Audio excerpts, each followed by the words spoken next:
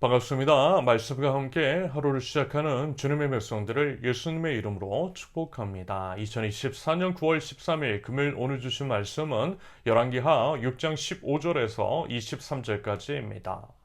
하나님의 사람의 시종이 아침에 일찍 일어나서 밖으로 나가보니 강한 군대가 말과 병거로 성읍을 포기하고 있는 것이 아닌가? 그 시종이 엘리사에게 와서 이 사실을 알리면서 걱정하였다. 큰일이 났습니다. 선생님 어떻게 하면 좋습니까? 엘리사가 말하였다. 두려워하지 말아라. 그들의 편에 있는 사람보다는 우리의 편에 있는 사람이 더 많다. 그렇게 말한 다음에 엘리사는 기도를 드렸다. 주님, 간구하오니 저 시종의 눈을 열어주셔서 볼 수 있도록 해주십시오. 그러자 주님께서 그 시종의 눈을 열어주셨다. 그가 바라보니 온 언덕에는 불말과 불수레가 가득하여 엘리사를 두루 애워싸고 있었다. 시리아 군대들이 산에서 엘리사에게로 내려올 때에 엘리사가 주님께 기도하였다. 주님, 이 백성을 쳐서 눈을 멀게 해주시기를 간구합니다. 그러자 주님께서는 엘리사의 말대로 그들을 쳐서 눈을 멀게 하셨다. 엘리사가 그들에게 말하였다. 이 길은 당신들이 가려는 길이 아니며 이 성읍도 당신들이 찾는 성읍이 아니니 나를 따라오시오. 내가 당신들이 찾는 그 사람에게로 데려다 주겠어. 이렇게 하여 엘리사는 그들을 사마리아로 데리고 갔다. 그들이 사마리아에 들어서자 엘리사가 주님, 이들의 눈을 열어서 보게 해주십시오 하고 기도하였다. 주님께서는 그들의 눈을 열어주셨다. 그들은 비로소 자기들이 사마리아 한 가운데 있는 것을 알게 되었다.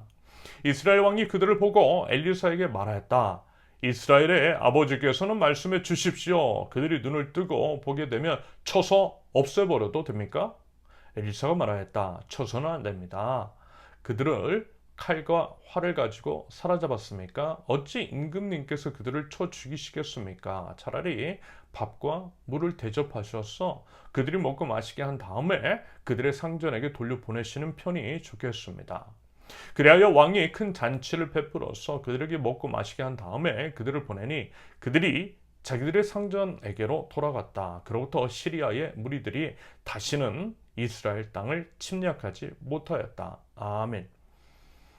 계속되는 하나님의 보호 인도하심에 관한 진술이되 놀라운 하나님의 역사에 관한 내용이며 하나님의 살아계시되 북이스라엘의 하나님에 대한 바르지 않은 태도임에도 불구하고 여전히 사랑하시고 여전히 지켜주시는 것들을 보여주고 있는 내용입니다. 어제 이런 말씀 드렸어요. 시리아의 왕이 이스라엘을 침공하는데 그 계획이 어때요? 매번 물거품이 되고 실패를 거듭했다라고 말합니다. 그러면서 이제 그 이유가 다름 아닌 엘리사 때문이라는 것을 알고요. 엘리사를 잡아오라고 강한 군사들을 보냈다라고 했습니다. 그런데요. 그가 이제 간과한 것은 하나님이죠. 온 오지의 왕이신 하나님, 전지전능하신 주님, 말씀 한마디로 온 세상을 창조하신 여호와께서 엘리사의 말하자면 뒷배가 되어 주시다라는 것을 미처 알지 못했던 것 같습니다. 그러면서 이제 사실요, 엘리사가 이제 보지도 않고 본인들의 계략을 다 알고 있을 정도라면 그의 능력이 범상치 않더라는 것을 알았을 것이고요. 그래서 이제 그를 함부로 대할 수 없다라고 하는 것쯤은 예상이 가능할 텐데 그러지 못했다라고 하는 것이 조금은 아쉽습니다. 그게 이제 말하자면 패착의 이유일 수 있는 거죠. 아무튼 이제 그래서 보낸 것입니다. 강한 군사들을 선별해서 보냈고요. 밤중에 엘리사가 있는 성읍을 포기했던 것입니다. 이때까지만 해도요. 충분히 엘리사를 잡을 수 있을 것이라고 여겼겠죠. 하지만 어떻게 됩니까? 하나님의 특별한 도우심 가운데에 오히려 그들이 포로가 되어요. 비록 엘리사의 시종이 시리아의 군대가 자신들의 성읍을 포기하고 있는 것을 보면서 걱정과 불안 가운데 엘리사에게 고하지만 엘리사는 결코 두려워하지 않았습니다. 왜 그렇죠? 16절의 진술처럼 엘리사는 알았기 때문입니다. 보았기 때문이에요. 하나님의 군대, 하나님께서 엘리사를 지켜주시려고 보낸 불말과 불수레가 주변에 가득하고 있음을 믿었기 때문입니다. 여러분, 믿음은요, 다른 것이 아닙니다. 이런 거예요.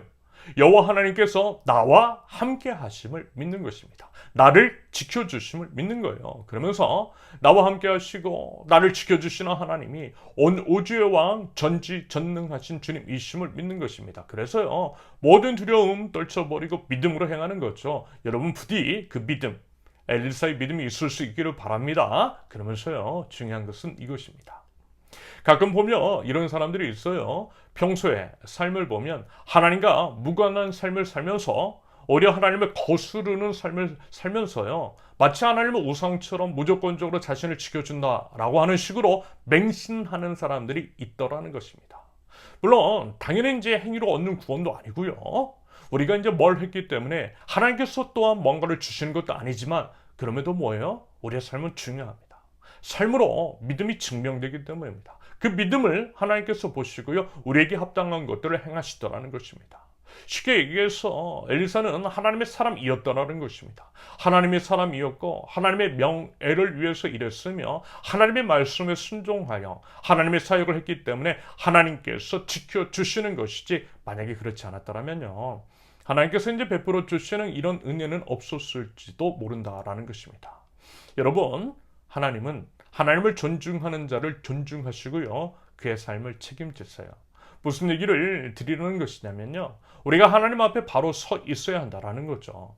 하나님 앞에 바로 서자는 권면의 말씀입니다. 그렇지 않으면 하나님에 대한 신앙이 왜곡이 되고 마치 이제 우상 숭배자처럼 전락할 수 있다라는 말씀입니다. 아무튼요, 하나님께서는 불말과 불수레로 그들을 지켜주셨어요. 그러면서 이제 시리아의 군대에 눈을 멀게 하시고 무기력하게 만드신 다음에 그들을 이스라엘 한가운데로 무방비 상태로 끌고 오게 하십니다.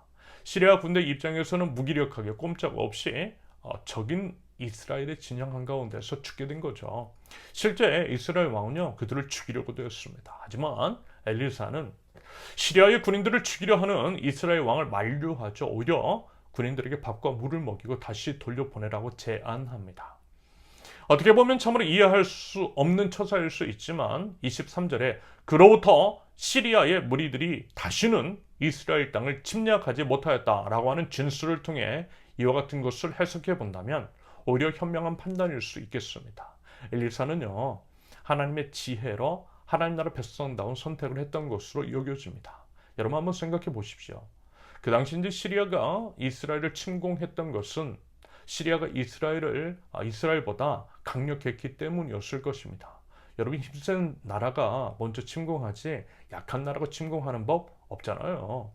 이런 상황에서 만약에 시리아의 군사들을 죽여서 돌려보냈다라고 치면 과연 시리아의 왕이 가만히 있었을까요? 아니요, 절대 가만히 있지 않았을 것입니다. 분명 군사들을 당장 이끌고 또 다른 전쟁으로 양국이 혼란에 빠졌을 것입니다. 그러면서 전쟁에 관해서 이런 말씀을 드린 적이 있죠. 사실 이제 전쟁이든 재난이나 질병이든 그것들은 모두 지극히 불평등합니다. 약자들에게 취약하다라는 것이고요, 약자들로부터 희생양이 되더라는 거죠. 약자들부터요. 전쟁만 하더라도요, 무조건 사람이 죽어요. 전쟁은 힘 있는 권력자가 일으키는데 죽는 것은 누구예요? 명령에 따라야만 하는 힘없는 젊은이들입니다. 여성이에요, 노인이에요, 어린이들이 먼저 죽어요. 그런다고 할 때 전쟁은 반드시 막아야 하는 거죠. 여러분, 이런 맥락에서 전쟁 옹호론자, 힘에 의한 평화를 외치는 자들을 경계해야만 합니다. 전쟁도 불사하겠다라고 하는 자들의 말에 속으면 안 되는 것이고요. 특히 교회 안에서 그와 같은 수사를 쓰는 자들을 경계할 필요가 있습니다. 그것은요, 하나님 나라의 가치를 거스르는 것이기 때문입니다. 그래서 보세요. 말하자면 엘리사의 대응은 전쟁을 막았잖아요. 아무도 피를 흘리지 않고 시리아와 이스라엘의 평화를 가져왔잖아요. 이것이 바로 하나님 나라 백성의 바른 선택이고 지혜요, 이렇게 화평케 하는 자를 하나님의 자녀라고 성경은 말씀하고 있다라고 하는 것들을 기억하실 수 있기를 바랍니다. 여러분, 우리는 하나님 나라 백성입니다. 하나님 나라 백성으로서 하나님 나라 백성답게 살아갈 수 있기를 바랍니다. 하나님 나라 백성은요, 하나님께서 반드시 책임지세요. 여러분, 부디 그 믿음 가지고요, 자신감 있고 당당하게 무엇보다 하나님 나라 백성다운 선택을 해나가는 저와 여러분들 모두 되실 수 있기를 예수님의 이름으로 축원합니다. 함께 기도합니다.